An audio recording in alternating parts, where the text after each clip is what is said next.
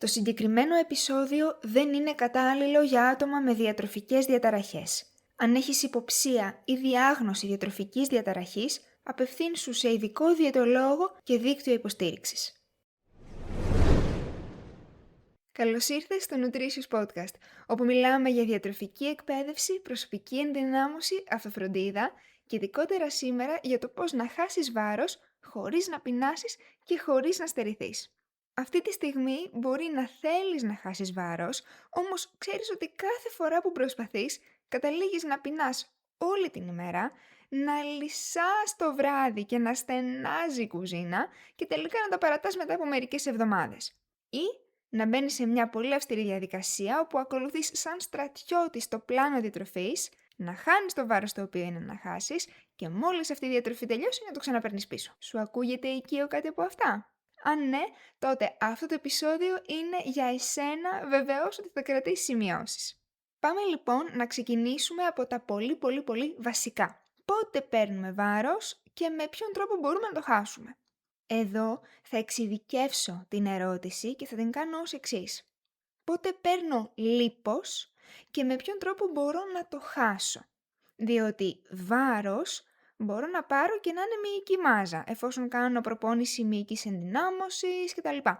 Άρα, αυτό το οποίο μας νοιάζει ιδιαίτερα είναι το κομμάτι του λίπους. Άρα, πώς παίρνω λίπος και με ποιον τρόπο μπορώ να χάσω λίπος? Τα πράγματα είναι πάρα πολύ απλά. Όταν προσλαμβάνουμε περισσότερη ενέργεια σε σχέση με εκείνη που χρειαζόμαστε, τότε παίρνουμε λίπος. Το σώμα μας στοκάρει σε μορφή λίπους την ενέργεια η οποία του περισσεύει. Όταν προσλαμβάνουμε λιγότερη ενέργεια από εκείνη που χρειαζόμαστε, τότε χάνουμε βάρος. Χρησιμοποιούμε εκείνο το στόκ ενέργειας προκειμένου να εξασταθμίσουμε αυτό το οποίο μας λείπει. Και τέλος, όταν προσλαμβάνουμε ακριβώς τόση ενέργεια όση χρειαζόμαστε, διατηρούμε το βάρος μας σταθερό. Αυτό το οποίο θέλω οπωσδήποτε να θυμάσαι είναι πως η διαδικασία απώλειας βάρους, μάλλον καλύτερα λίπους, δεν γίνεται από τη μία μέρα στην άλλη. Και αυτό είναι κάτι καλό. Πάμε λοιπόν να το δούμε στην περίπτωση που κάποιος έχει πάρει βάρος. Το να πάρεις βάρος αφορά μια διαδικασία που απαιτεί αρκετό χρόνο. Εβδομάδες, μήνες ή ακόμα και χρόνια. Αν παρατηρήσεις λοιπόν την πορεία του βάρους σου, θα δεις ότι οι αλλαγές που κάνει είναι αργές και σταδιακές μέσα στα χρόνια. Δεν γίνονται από τη μία μέρα στην άλλη. Αντίστοιχα, όταν θέλεις να χάσεις βάρος, η διαδικασία θα χρειαστεί επίσης να διαρκέσει ένα κάποιο χρονικό διάστημα, προκειμένου να εξασφαλίσουμε ότι μιλάμε για μια σωστή απώλεια βάρους. Δηλαδή, να μιλάμε για απώλεια λίπους, όχι για απώλεια υγρών ή απώλεια μυϊκής μάζας. Είναι το τελευταίο πράγμα που θέλουμε. Και προσοχή σε κάτι ακόμα. Το να δεις τη ζυγαριά να πέφτει δεν είναι ο αυτοσκοπός της όλης διαδικασίας. Σύμφωνα με τις Ευρωπαϊκές Οδηγίες για τη Διαχείριση της Παχυσαρκίας, οι στόχοι όσον αφορά την απώλεια βάρους και την ταχύτητα του αδυνατίσματος πρέπει να είναι επιτεύξιμοι και σταδιακοί και ανάλογοι με τον εκάστοτε στόχο στην υγεία του ασθενούς. Ο στόχος θα επικεντρωθεί κυρίως σε αλλαγές του τρόπου ζωής, στη σύσταση σώματος και στην περιφέρεια μέσης, παρά αποκλειστικά στην ίδια την απώλεια βάρους. Κλείνω τα εισαγωγικά, διαβάζοντας τις ευρωπαϊκές συστάσεις. Έκανα μια αναφορά και στο προηγούμενο επεισόδιο, αλλά θα το ξαναπώ και σήμερα, γιατί θέλω να είμαστε ξεκάθαροι. Ποια είναι η καλύτερη διατροφή απώλειας βάρους? Για πάρα πολλά χρόνια, οι μελέτες επικεντρώνονταν στο πώς θα βρουν την πιο αποδοτική μέθοδο απώλειας βάρους μέσω της διατροφής, η οποία όμως ταυτόχρονα να εξασφαλίζει και την καλή υγεία του ατόμου, γιατί τι είναι πιο σημαντικό από την υγεία μας, έτσι δεν είναι? Μπήκαν λοιπόν στο παιχνίδι η μεσογειακή, η πρωτεϊνική, η δίαιτα πολύ χαμηλών θερμίδων, η χορτοφαγική, τα τελευταία χρόνια είδαμε και τη διαλυματική και διάφορες άλλες δίαιτες, αλλά τελικά οι επίσημοι φορείς καταλήγουν στο ότι δεν έχει και τόση σημασία το ποια ακριβώς δίαιτα θα ακολουθηθεί, αρκεί τελικά η ενέργεια που προσλαμβάνουμε να είναι λιγότερη από εκείνη που χρειαζόμαστε, προφανώς όπως είπαμε στην αρχή, προκειμένου να υπάρχει αυτή η απώλεια λίπους που θέλουμε, να είναι ασφαλής, πλήρης από θρεπτικά συστατικά, ρεαλιστικά εφαρμόσιμη, να αντιστοιχεί στις ανάγκες του ατόμου όσον αφορά τα γούστα του, την κουλτούρα του και την οικονομική του κατάσταση και κάτι πάρα πολύ σημαντικό, να μπορεί να διατηρηθεί μακροχρόνια. Και αυτό το οποίο θέλω να κρατήσεις είναι ότι σκοπός μαζί με την απώλεια βάρους, αν αυτή όντως χρειάζεται να γίνει, είναι να είσαι υγιής σωματικά και ψυχικά. Και φυσικά να μπορείς να κάνεις μακροχρόνιο τρόπο ζωής την ισορροπημένη διατροφή. Πέρα από τα τρόφιμα που πρέπει να περιέχει μία δίαιτα για απώλεια βάρους, κρίσιμος για την επιτυχία της είναι και ο βαθμός στον οποίο μπορείς να την ακολουθήσεις. Δηλαδή, αν η δίαιτα έχει μεν αποτέλεσμα στην απώλεια βάρους, αλλά δεν μπορείς να την ακολουθήσεις, τότε δεν έχει κανένα νόημα να μπεις σε αυτή τη διαδικασία εξ αρχής. Είμαστε σύμφωνοι σε αυτό? Θέλω λοιπόν να εμβαθύνω στις επίσημες συστάσεις και παρατήρησε τα κοινά τους χαρακτηριστικά και τον άξονα γύρω από τον οποίο κινούνται. Οι ευρωπαϊκές συστάσεις λοιπόν προτείνουν μία υγιεινή δίαιτα και δίνουν μεγάλη σημασία στην εκπαίδευση για τις επιλογές τροφίμων, την ανταπόκριση στο αίσθημα πείνας, κορεσμού και στην ενσυνείδητη διατροφή με στόχο την καλύτερη διαχείριση του φαγητού. Ίσως αυτό σου θυμίζει κάτι και από όλα όσα λέμε στο podcast αυτό. Από την πλευρά τους, οι αμερικανικές συστάσεις λένε ότι η μείωση της ενεργειακής πρόσληψης πρέπει να είναι το κύριο συστατικό ενός προγράμματος απώλειας βάρους. Αν και η σύσταση της δίαιτας σε μακροθρεπτικά συστατικά έχει μικρότερη επίδραση από την προσκόλληση των ατόμων, για ορισμένες ομάδες του πληθυσμού η τροποποίηση των μακροθρεπτικών συστατικών θα πρέπει να λαμβάνεται υπόψη για να βελτιωθεί η προσκόλληση, οι διατροφικές συνήθειες, το μεταβολικό προφίλ και η μείωση παραγόντων κινδύνου.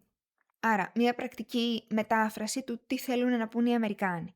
Θέλουν να πούνε ότι τελικά το πιο σημαντικό είναι το άτομο να μπορεί να ακολουθήσει αυτή τη διατροφή, παρά το τι ακριβώς θα περιέχει αυτή η διατροφή. Ωστόσο, τα συστατικά της είναι απαραίτητα προκειμένου να μπορέσουμε να βοηθήσουμε την υγεία του ατόμου αυτού, τις συνήθειές του, αλλά τελικά και να μπορεί να ακολουθήσει το πλάνο αυτό. Και τέλος, πάμε στους φίλους μας τους Καναδούς, οι οποίοι λένε συστήνουμε οι διατροφικές προτάσεις για ενήλικες με κάθε μέγεθος σώματος να είναι εξατομικευμένες και να ανταποκρίνονται στις προσωπικές αξίες, προτιμήσεις, θεραπευτικούς στόχους για να υποστηρίξουν μια διατροφική προσέγγιση που είναι ασφαλής, αποτελεσματική, θρεπτικά επαρκής, πολιτισμικά αποδεκτή και οικονομικά προσιτή για μακροχρόνια προσκόλληση. Βλέπεις τα κοινά χαρακτηριστικά? Στην πραγματικότητα δεν υπάρχει κάπου το μυστικό που κανείς δεν λέει. Δεν υπάρχει ο τέλειος τρόπος απώλειας βάρους που όλοι θα έπρεπε να ακολουθούν. Όχι. Το κομμάτι εκείνο στο οποίο δίνουμε τη μεγαλύτερη έμφαση είναι να υπάρχει μια διατροφή με χαμηλή ενεργειακή πρόσληψη προκειμένου πρακτικά να υπάρχει απώλεια βάρους, όμως ο τρόπος με τον οποίο θα επιτευχθεί αυτή η μειωμένη ενεργειακή πρόσληψη να είναι κομμένη και ραμμένη πάνω στο άτομο το οποίο έχουμε απέναντί μας και με στόχο την ευζοία του. Πάρα πολύ ωραία. Τώρα, αφού ξεκαθαρίσαμε αυτά τα βασικά, πάμε να περάσουμε στο κύριο ερώτημα του συγκεκριμένου επεισοδίου. Θέλω να χάσω βάρος, αλλά χωρίς να πεινάω. Γίνεται? Η απάντηση είναι ναι, γίνεται. Προκειμένου να υπάρχει απώλεια βάρους, αυτό δεν σημαίνει ότι πρέπει να πεινάσεις. Είναι κάτι αρκετά οπισθοδρομικό και όλη αυτή η νοοτροπία που υπήρχε τα παλιότερα χρόνια, ίσως την έχεις ακούσει και εσύ, ότι αν δεν πεινάσεις δεν θα χάσεις βάρος. Και αυτό είναι κάτι το οποίο δεν ισχύει. Αυτό που χρειαζόμαστε είναι μία ήπια μείωση της ενέργειας, η οποία μπορεί να είναι αποτελεσματική χωρίς να πεινάσεις καθόλου. Στην πραγματικότητα, όταν κάνουμε έναν πάρα πολύ μεγάλο περιορισμό της ενέργειας, αυτό συχνά μας οδηγεί στο να πεινάμε όλη μέρα, να έχουμε λιγούρες, να κάνουμε υπερφαγικά επεισόδια, κάθε βράδυ να λυσάμε από την πείνα, να νιώθουμε αδυναμία, να ξυπνάμε τη νύχτα για να φάμε, μπορεί να διαταραχθούν οι ορμόνες ή ο αμινορρησιακός κύκλος και ακόμη να αποκτήσουμε μια κακή σχέση με το φαγητό, γεμάτη τύψεις, δεύτερες σκέψεις κτλ. Φυσικά υπάρχουν συγκεκριμένα πρωτόκολλα, όπως αυτό το οποίο ανέφερα πιο πριν, με δίαιτα πολύ χαμηλών θερμίδων, όμως θέλουν πάρα πολύ μεγάλη προσοχή και να έχεις κοντά σου έναν ειδικό ο οποίος ξέρει να δουλεύει καλά αυτά τα πρωτόκολλα, τα οποία τονίζω δεν είναι για όλους και δεν είναι για πάντα. Συνεπώς, ήπια μείωση ενέργειας και χωρίς να πεινάσουμε. Όμως δεν έχει να κάνει απλά με τη μείωση των θερμίδων. Έχει να κάνει και με το από πού παίρνεις αυτές τις θερμίδες. Το σύστημα το οποίο ακολουθώ με τους μαθητές μου και με όλους τους ανθρώπους με τους οποίους συνεργάζομαι Λέγεται χρυσή πεντάδα. Υδατάνθρακες και πρωτεΐνες και λίπη και φυτικές ίνες και απόλαυση. Συμπεριλαμβάνοντας αυτά τα συστατικά στα γεύματά σου, εξασφαλίζεις όχι μόνο ότι προσλαμβάνεις μια ποικιλία θρεπτικών συστατικών, αλλά και ότι κρατάς το σώμα σου άνετα χορτάτο, χωρίς να έχεις την ανάγκη να τσιμπολογήσεις ή να βάλεις μετά και δεύτερη μερίδα. Πάμε να δούμε λοιπόν τι γίνεται με όλα αυτά τα σε εισαγωγικά απαγορευμένα τρόφιμα, π.χ. ζάχαρη, αλεύρι κτλ. Λοιπόν, ανεξάρτητα από το ό,τι ακούγεται στο ίντερνετ, δεν χρειάζεται να κόψεις κάποιο τρόφιμο. Όπως είπαμε και πιο πριν, οι συστάσεις είναι ξεκάθαρες και δεν κάνουν κάποια αναφορά σε τρόφιμα τα οποία απαγορεύονται όσον αφορά την απώλεια βάρους. Οι συμβουλές που κυκλοφορούν εκεί έξω για να κόψεις τελείως τη ζάχαρη, το αλεύρι ή οποιοδήποτε άλλο τρόφιμο προκειμένου να χάσεις βάρος είναι ανυπόστατες, βασίζονται στην ημιμάθεια, την παραφιλολογία και βασικά την ανάγκη για κέρδος από ανθρώπους που δεν έχουν καμία επαφή με την πραγματική επιστήμη της διαιτολογίας. Υπάρχουν όμως κάποια τρόφιμα τα οποία αξίζει να περιορίσεις. Και πρόσεξε τι λέω, να περιορίσεις, όχι απαγορεύσεις. Αυτά λοιπόν τα τρόφιμα που θα είναι χρήσιμο να περιοριστούν είναι εκείνα τα οποία είναι ενεργειακά πυκνά, δηλαδή που έχουν πολλές θερμίδες σε μικρό όγκο. Για παράδειγμα, αντί για το πλήρες γιαούρτι, ίσως θα ήταν πιο χρήσιμο να επιλέξεις το ελαφρύ. Ενώ αντί της φέτας, της γραβιέρας που είναι πλούσια σε λιποστηριά, να προτιμήσεις ανθότυρο ή κάποιο άλλο ελαφρύ τυρί. Αντίστοιχα, αντί για τη ζάχαρη στον καφέ ή τα αναψυκτικά σου, μπορείς να επιλέξεις την στέβια, η οποία είναι ένα γλυκαντικό χωρίς θερμίδες. Με αυτόν τον τρόπο, ουσιαστικά σε εισαγωγικά γλιτώνεις κρυφές πηγές θερμίδων. Τι γίνεται όμως με εκείνα τα φαγητά και τα γλυκά που μας αρέσουν πάρα πολύ και είναι κάπως πιο τούρμπο ενεργειακά?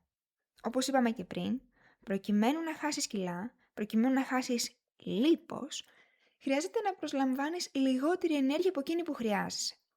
Εφόσον βρίσκεσαι μέσα σε αυτό το εύρος, θεωρητικά μπορείς να καταναλώνεις όποια τρόφιμα θέλεις. Δηλαδή, αν είσαι μέσα στη σωστή σου ενέργεια τρώγοντας μόνο τηγανιτές πατάτες, φαίνεται ότι θα χάσεις βάρος. Όμως θέλω να κρατήσεις 3 πολύ βασικά πράγματα. Πρώτον, δεν μας αφορά μόνο η απώλεια βάρους. Μας αφορά η συνολική σου υγεία, σωματική και ψυχική. Το να πούμε για παράδειγμα ότι έχω 1500 θερμίδες μέσα σε ένα μεσογειακό πρότυπο διατροφής είναι ακριβώς το ίδιο πράγμα με 1500 θερμίδες οι οποίες προέρχονται από γλυκά, πατατάκια και τέτοια, είναι τουλάχιστον ημιτελές. Χρειάζεται να κοιτάμε όχι μόνο την ενέργεια, αλλά και την ποιότητα των τροφίμων από τα οποία αυτή προέρχεται. Θέλουμε βιταμίνες, θέλουμε αντιοξυδωτικά, θέλουμε μέταλλα, φυτικές ίνες και όλα εκείνα τα συστατικά που μπορούν να υποστηρίξουν το σώμα μας στο σήμερα, αλλά και όσο μεγαλώνουμε και προχωράμε σε επόμενα στάδια ζωής. Δεύτερο σημείο προσοχής. Η διατροφή δεν είναι άσπρο ή μαύρο. Το ότι μπορείς να τρως απ' όλα δεν σημαίνει ότι θα τρως μόνο γλυκά, fast food κτλ. Σημαίνει όμως ότι μπορείς να τρως και αυτά μαζί με όλα εκείνα τα τρόφιμα τα οποία σου προσφέρουν τα θρεπτικά συστατικά που χρειάζεσαι προκειμένου να είσαι υγιής. Με το ιδανικό να είναι ότι τα πιο θρεπτικά τρόφιμα βρίσκονται στη μεγαλύτερη πλειοψηφία. Άρα, μην τα βλέπεις άσπρα, μαύρα. Δες τα γκρι. Δεν γίνεται να τρως μόνο τα πολύ θρεπτικά τρόφιμα. Δεν γίνεται να τρως μόνο γλυκά fast food κτλ. Χρειάζεται να τρως κατά πλειοψηφία τα πιο θρεπτικά τρόφιμα και να εντάσσεις εδώ και εκεί τα λιγότερο θρεπτικά, ενώ στο μεταξύ μένεις μέσα στο εύρος θερμίδων το οποίο σε εξυπηρετεί στο στόχο σου. Νούμερο 3, και αυτό είναι κλειδί. Γύρνα πίσω σε εμένα αν η προσοχή σου είναι οπουδήποτε αλλού, γιατί αυτό θα αλλάξει τελείως τον τρόπο με τον οποίο αντιμετωπίζεις την απώλεια βάρους. Έτοιμοι? Ωραία. Τρίτο σημείο προσοχής είναι ότι ακόμα και αν στερηθείς, δεν είναι απαραίτητο ότι θα χάσεις βάρος. Και αυτό είναι κάτι το οποίο ακούω πάρα πολύ συχνά. Ιωάννα, έχω κόψει τη ζάχαρη, έχω κόψει τα πολλά γλυκά, δεν τρώω φαγητό απ' έξω, αλλά και πάλι δεν χάνω. Δώσε βάση. Είπαμε και πριν, Το πιο σημαντικό πράγμα είναι να υπάρχει ενεργειακό έλλειμμα. Είναι να τρως λίγη λιγότερη ενέργεια από αυτή που χρειάζεσαι. Άρα, ακόμα και αν έχουν αφαιρεθεί αυτά τα τρόφιμα από τη διατροφή σου, αν τα θρεπτικά, τα υγιεινότατα τρόφιμα τα οποία τρως δεν σου δίνουν ενέργεια λιγότερη από αυτή που χρειάζεσαι, αλλά σου δίνουν ακριβώς τόση όσο χρειάζεσαι ή και περισσότερη, τότε δεν θα δεις απώλεια βάρους. Επίσης, παρατήρησε το εξής. Αν τα έχεις κόψει όλα αυτά, αλλά στο μεταξύ τσιμπολογάς επειδή δεν αντέχεις αυτή τη στέρηση, τότε αυτό το ενεργειακό έλλειμμα χάνεται. Και το βάρος μας παραμένει σταθερό. Και κάτι τελευταίο. Τα τρόφιμα που τρώμε δεν είναι ο αποκλειστικός παράγοντας απώλειας βάρους. Πρακτικά αυτό σημαίνει ότι η απώλεια βάρους δεν εξαρτάται μόνο από τη διατροφή, αλλά και από το εάν και πόσο και πώς ασκείσαι, τα γονίδια σου, φαρμακευτικές αγωγές, προβλήματα υγείας, τι ώρες τρως, μπορεί ακόμα το στρες και πάρα πολλά ακόμα. Άρα, 3 σημεία προσοχής που θέλω να κρατήσεις. Πρώτον, δεν έχει να κάνει μόνο με την απώλεια βάρους, έχει να κάνει με τη σωματική και ψυχική σου υγεία. Δεύτερον, δεν είναι όλα άσπρο ή μαύρο.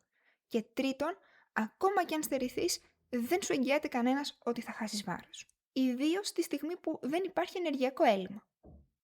Τώρα, έρχονται πολλοί άνθρωποι και μου λένε «Ιωάννα, εγώ έχω κόψει τα συγκεκριμένα γλυκά γιατί ξέρω ότι θα ξεφύγω εντελώς και θα χαθεί κάθε έννοια απώλειας βάρους, μη σου πω ότι θα πάρω κιόλας παραπάνω». Τι γίνεται εδώ πέρα? Το πρόβλημα δεν είναι το ίδιο το φαγητό. Το πρόβλημα είναι ότι αυτή τη στιγμή νιώθεις κάπως ανασφαλής στο να τα διαχειρίζεσαι. Αυτή λοιπόν τη στιγμή που εσύ νιώθεις αυτή την ανασφάλεια, δεν είναι ένα σωστό βήμα να ξεκινήσεις να καταναλώνεις όλα αυτά τα οποία τόσο καιρό στερούσουν. Γιατί? Επειδή προκειμένου να ελέγξεις την ποσότητα που θα καταναλώσεις με άνεση και αυτοπεποίθηση, χρειάζεται πρώτα να έχεις εκπαιδευτεί και να έχεις κατακτήσει διάφορα κομμάτια της διατροφής, όπως το να επανασυντονίσεις την πείνα σου μέσα στην ημέρα, να επανασυνδεθείς με το σώμα σου και να έχεις τον πραγματικό αυτοέλεγχο. Όσο εκπαιδεύεσαι πάνω σε αυτά, είναι χρήσιμο να μην υπάρχουν στο σπίτι όλα αυτά τα τρόφιμα, τα φαγητά, τα γλυκά, τα οποία τόσο καιρό στερούσουν και φοβάσαι ότι τριγύρω τους χάνεις τον έλεγχο. Αφού φτιάξεις τη σχέση σου με το φαγητό και αφού μάθεις να ακούς το σώμα σου και να ανταποκρίνεσαι σε αυτό, τότε είναι που ξεκινάμε σιγά σιγά να ξαναβάζουμε στη διατροφή σου όλα εκείνα τα τρόφιμα τα οποία τόσο καιρό στερούσουν επειδή φοβόσουν ότι θα ξεφύγεις. Και αυτό ακριβώς κάνουμε μέσα στις διαιτολογικές μας συνεδρίες. Παράλληλα με τη διαδικασία του να φτάσουμε τον στόχο βάρους που έχεις, εκπαιδεύεσαι για να αποκτήσεις αυτοπεποίθηση και ευελιξία όσον αφορά το πότε, τι και πόσο τρως, προκειμένου να ανεξαρτητοποιηθείς πλήρως από κάθε διαιτολόγιο. Τελικός σκοπός, όταν ολοκληρωθεί η συνεργασία μας, να έχεις φτάσει στον στόχο βάρους τον οποίο επιθυμείς και να ξέρεις ακριβώς τι πρέπει να κάνεις ώστε να μην με χρειάζεσαι. Να τι είπε η Σαβίνα με την οποία δουλέψαμε πριν από μερικό καιρό παρέα. Ο τρόπος που δουλεύεις και συνεργάζεσαι μαζί μου καλύπτει πλήρως τις ανάγκες μου χωρίς να νιώθω ότι κάνω κάποια δίαιτα ή στερητική διατροφή. Είναι υπέροχο που φτιάχνουμε παρέα τα διαιτολόγια μου και ακούνε 100% τις ανάγκες μου, τα θέλω μου, ακόμα και τις λιγούρες μου. Το χρόνο που αφιερώνεις στο να με εκπαιδεύσεις να τρέφομαι σωστά στην καθημερινότητά μου και όλες τις οδηγίες που μου δίνεις ώστε να μην νιώθω ποτέ ότι στερούμε κάτι. Όλα αυτά με κάνουν να νιώθω δυνατή, σωματικά και πνευματικά και για πρώτη φορά βλέπω αποτελέσματα χωρίς να με αφορά καθόλου το νούμερο της ζυγαριάς. Μπορείς να φανταστείς πώς θα ήταν να το έλεγες κι εσύ αυτό? Στο σύνδεσμο του επεισοδίου θα έχω βάλει ένα σύνδεσμο ή το email μου, προκειμένου να μπορείς να επικοινωνήσεις μαζί μου αν θέλεις να δουλέψουμε παρέα. Η ανάγκη για διατροφική εκπαίδευση είναι κάτι το οποίο φαίνεται ξεκάθαρα και μέσα τις ευρωπαϊκές συστάσεις για τη διαχείριση της παχυσαρκίας από το 2019. Και λένε, η χρήση θεραπευτικής εκπαίδευσης του ασθενούς δείχνει καθαρά μία βελτίωση στους δείκτες υγείας συμπεριλαμβανομένης και της ποιότητας ζωής. Η προσέγγιση περιλαμβάνει διατροφή, διατροφική συμπεριφορά, σωματική δραστηριότητα και αδράνεια, έλεγχο ερεθισμάτων, συστηματικές προσεγγίσεις για επίλυση προβλημάτων, μείωση του στρες, γνωσιακή συμπεριφορική θεραπεία, ψυχολογική συμβουλευτική θεραπεία, θεραπεία διατροφικών διαταραχών, άγχους κατάθλιψης, καθώς και κινητοποίηση δομών υποστήριξης μέσω της εκπαίδευσης των ασθενών. Θα βοηθήσει επίσης στη βελτίωση της εικόνας του σώματος, της αυτοεκτίμησης, της αυτοεπιβεβαίωσης και της ποιότητας ζωής. Και μάλιστα, μέσα στις γενικές οδηγίες διατροφής και συμπεριφοράς, αναγράφονται εκτός από την προφανή ανάγκη για μείωση των θερμίδων και η ανάγκη για αποφυγή του τσιμπολογήματος, να γίνονται όλα τα γεύματα της ημέρας, να μάθουμε να τρώμε σε απόκριση των σημαδιών πείνας και κορεσμού, να τρώμε αργά και ενσυνείδητα και να κρατάμε ημερολόγιο ώστε να κατανοήσουμε τον τρόπο με τον οποίο τρώμε και να εντοπίσουμε τι συμβαίνει στις περιπτώσεις που τρώμε ακόμα και αν δεν πεινάμε. Όπως λοιπόν βλέπεις, και αυτό είναι το ένα πράγμα το οποίο θέλω οπωσδήποτε να έχεις κρατήσει από αυτό το επεισόδιο, δεν μας ενδιαφέρει απλώς η απώλεια βάρους. Μας ενδιαφέρει η ποιότητα ζωής, η διατήρηση αυτού του χαμένου βάρους, η ικανότητα διαχείρισης προβλημάτων, η ενδυνάμωση και η αυτοπετελεσματικότητά σου. Συμπέρασμα επεισοδίου. Εφόσον χρειάζεται να χάσεις βάρος, τότε πρέπει να το κάνεις σωστά. Χωρίς να περιορίζεσαι υπερβολικά, χωρίς να πεινάς και χωρίς να στερείσαι, διότι, όπως είπαμε, όλες αυτές οι μέθοδοι ανήκουν στο παρελθόν. Πλέον έχουμε την επιστημονική γνώση και τεκμηρίωση, προκειμένου να πούμε ότι δεν υπάρχει κανένας λόγος να φτάνεις τον εαυτό σου στα άκρα και να πιέζεσαι σωματικά και ψυχικά. Και αν θέλεις να το κάνουμε αυτό παρέα, απλώς στείλε μου ένα email και πες μου πού χρειάζεσαι βοήθεια. Θα έχω τα στοιχεία επικοινωνίας μου στην περιγραφή του επεισοδίου. Και με αυτό να σου πω ένα τεράστιο μπράβο που μόλις ολοκλήρωσες ένα ακόμα επεισόδιο του Nutritious Podcast. Αν σου άρεσε και πιστεύεις ότι θα βοηθούσε και κάποιο γνωστό σου ο οποίος επίσης ασχολείται με το κομμάτι απώλειας βάρους, μην ξεχάσεις να του το στείλεις. Και εμείς θα τα ξαναπούμε σύντομα.